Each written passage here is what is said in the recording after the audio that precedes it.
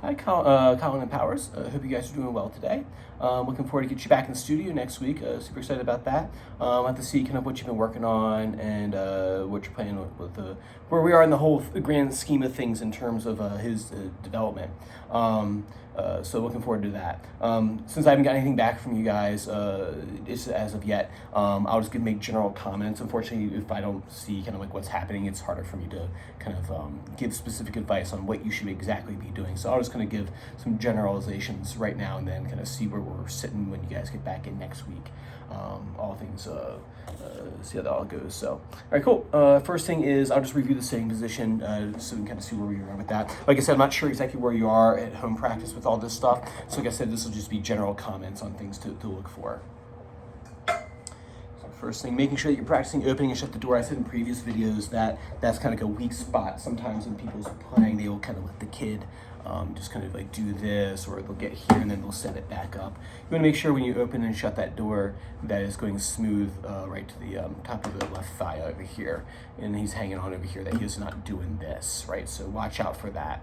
Other things too, making sure we do our hands up, that the elbow is coming along the edge of the purfling or the binding of the guitar right here, right? And then making sure the hand falls asleep, that we're not overshooting the arm over here, right? So this is another common one I see, is that when the arm falls asleep, the whole arm will go over rather than just at the elbow right there, right? You shouldn't be doing this right here because that'll cut off blood to the arm and make his hand go to sleep. So literally go to sleep, so we don't want that. Other thing too is when the hand falls asleep, make sure we land on our dot over here, and then we do a nice parachute, landing on that fifth string right there. And then that we're working on our moonwalk, so we're pushing through the G, the B, and then the E string. Making sure we know those names of those strings. So all together you have the door open, right, your rocket ship position, you shut the door, and then you take the elbow, drag the elbow along the side of the purfling right there, hand up. Right, and you let that hand fall asleep, the arm of the hand falls asleep here. Remember that, right? We're shooting. We go the thumb here, we parachute down to the fifth string of the guitar, and we do our moon hops. Right, making sure, like I said, that you don't want to develop bad habits. You don't want to be doing this sort of thing right here, where you're picking at the string like this, where it's doing this kind of motion right here. We want to go back towards the palm of the guitar, or palm of your hand, but we're doing a rest stroke, so we stop on the string behind, right? Next thing is the light on the ceiling. I think we talked about that last time with that light on the ceiling. So thumbs up. We don't want the thumb poking over the top.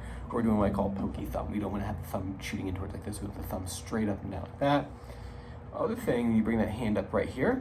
Right, keep this hand in position too, because what happens if you let the kid do this, or just like let this fall asleep, the guitar will do what I call melting guitar, which will kind of slide down here because they're so worried about this that it falls down this way. We want to make sure we keep that parachute there. That way he keeps this in check and it all stays nice in position. Making sure we keep that thumb on the ceiling right here, that light on the ceiling. We want to have moon fingers. So we take our fingers and have them over top. You can crash spaceships or something like that, or a toy into his fingers, making sure he keeps his fingers up. We don't want the fingers to be ducking back like this or going behind the neck of the guitar. So make sure we keep our fingers up like this, and then we have our light on, or keep our thumb on 5, right? It's like this, light on the ceiling, and that way we'll be ready to start putting some fingers on here and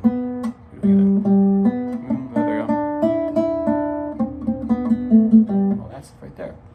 Last thing I want you to do is, obviously I mention every time, but making sure you're listening to the CD or you're listening to the audio files, either on iTunes or Amazon Music has it, or the CD if you have a CD player at home or in your car. Making sure you're always listening to music. It's important to be a musician that you have to listen to what you're going to play. Otherwise, you're just reciting. You're trying to do muscle memory and trying to remember like a string of information rather than following your ear as you would speaking a language. Cool, so practice those 3 things for me. Like I said, if you want me to take a look at anything and see where you guys are, I'll be more happy to do that. If not, I'll see you in the studio same time next time. All right, take care.